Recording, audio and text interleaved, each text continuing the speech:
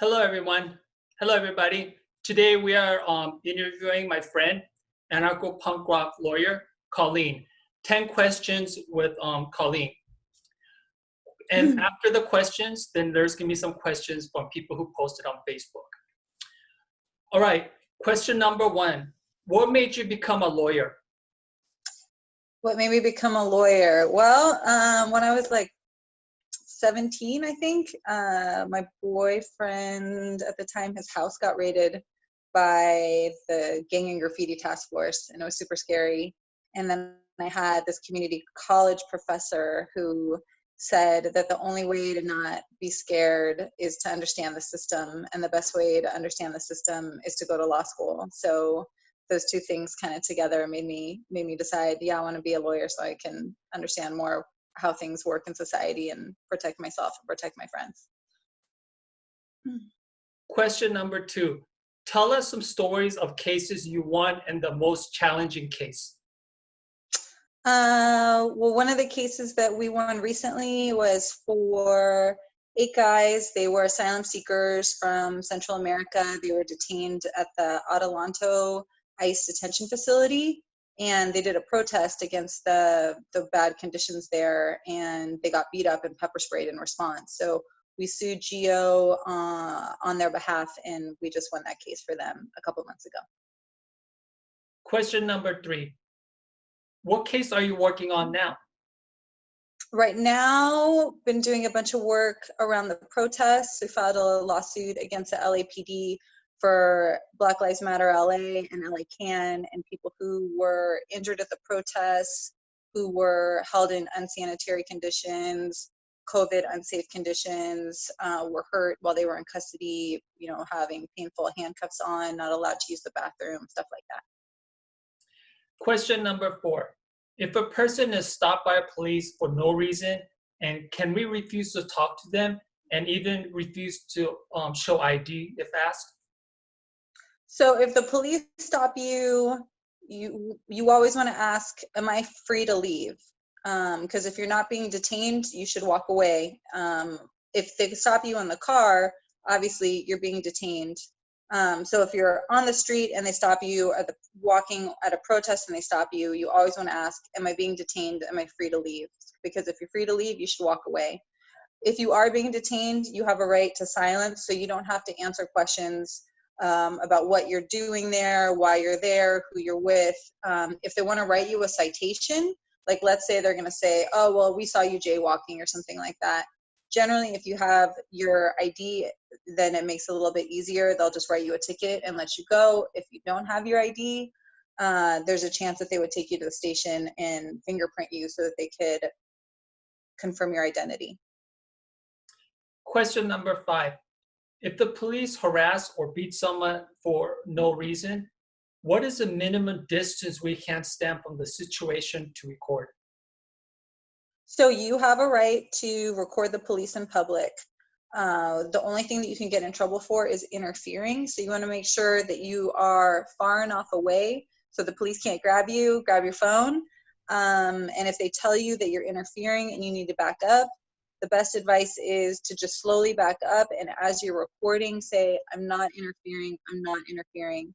The other piece of advice I have, if you are going to videotape the police, if they're doing something fucked up and you're a witness to it, is don't talk a lot of shit on the video. So the most helpful thing to the person who is getting injured or illegally stopped or whatever, being victimized by the police, the best way that video can help them is if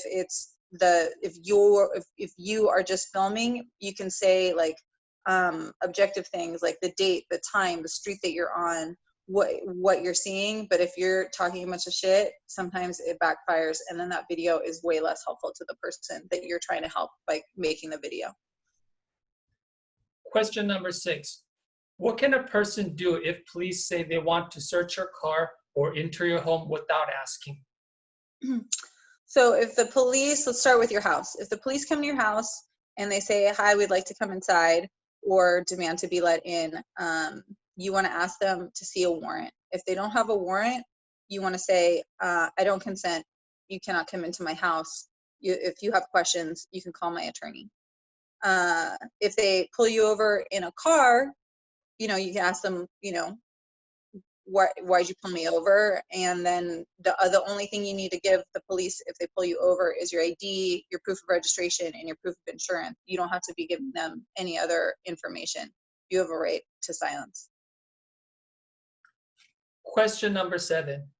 If arrested at a protest on false charges, should the person being arrested speak to the police and try to convince them they are innocent? Or what is the best thing they can do? Okay, so I would say that's not in your best interest. Probably what's going to happen if you're arrested at a protest, especially in Southern California or Northern California, is you're going to be put in cuffs. You might be cited and released on the spot, or you might be taken to a police station where they'll write you a ticket with a notice to appear and a court date. But probably talking to them about what you were really doing or anything like that is probably not in your best interest, because all of that just could be used against you. So ideally, don't say anything to them except whatever they need to write you a ticket. And that does not include where you were born. That does not include your social security number. It only includes the information on your ID, your name, your date of birth, and your address. Question number 8. Can we talk about our case with other inmates while we are in jail?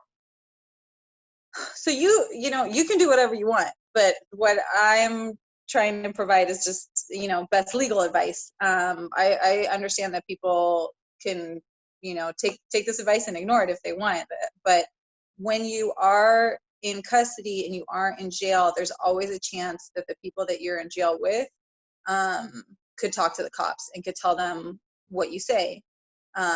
Although being in jail sometimes is a really good organizing opportunity. It's a good opportunity to connect with people you might otherwise not know, and it can be a really radicalizing experience to be in jail. So, you need to find that balance between how do I communicate maybe like my politics or my ideas or my solidarity, but not necessarily give information that's gonna get you in more trouble. Question number 9. How did you get into punk rock? Just hanging out, going to shows, meeting you. Question number 10. Can you tell us about some anarchist punk organizing you were involved in the past? And if so, present. Well, I used to organize the LA Anarchist book fairs with you and a bunch of other friends in LA, and we did that for a bunch of years, and that was really fun. Okay, and then I posted on my Facebook on July 1st. I posted what are good questions to ask a lawyer that works on civil rights cases, and she's an anarchist organizer and a punk rocker. This is for my next video interview, and these are the comments, questions some of the people have. Okay, this question is from Jesse Bowles. If the foundation of all laws in the United States is the Constitution, is it lawful to disregard any law, ordinance, or statute that violates the Constitution?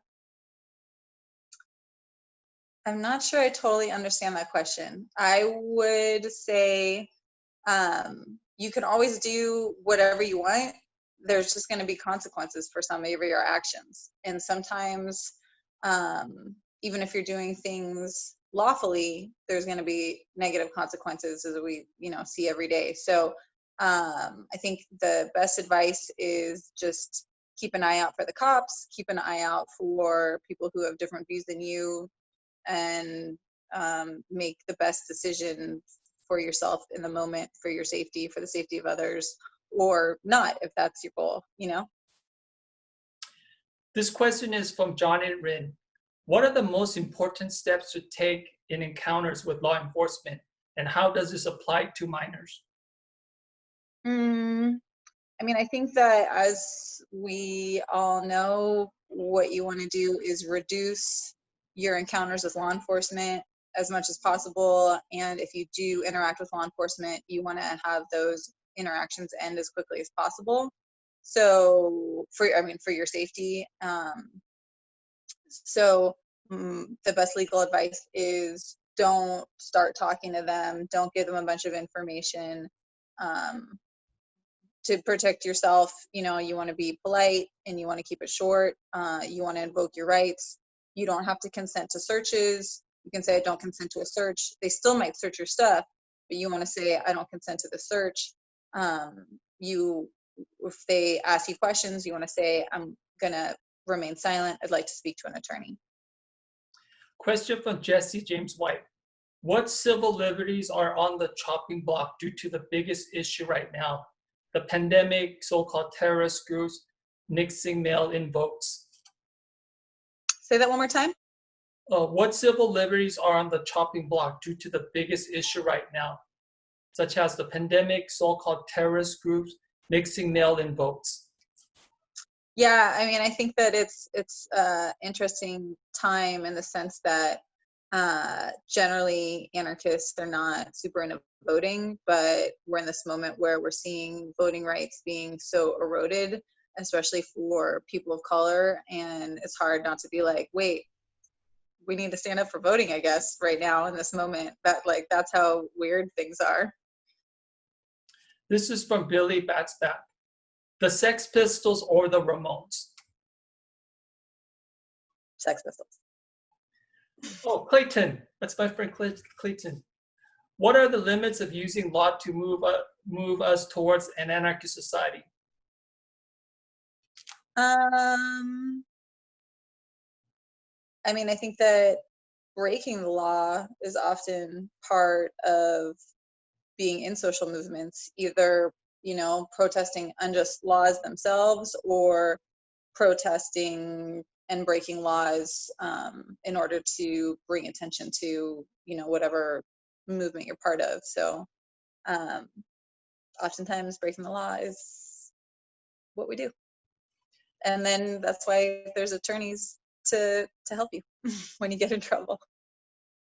From Matthew Johnson, is there a particular band or song that contributed to her political awakening and or her interest in going into civil rights law? Oh my God, there's so many. I don't know. That's too hard a question. And that was a long time ago when I got into law. So I don't know. I don't remember anymore. This one is from Jamon Serrano.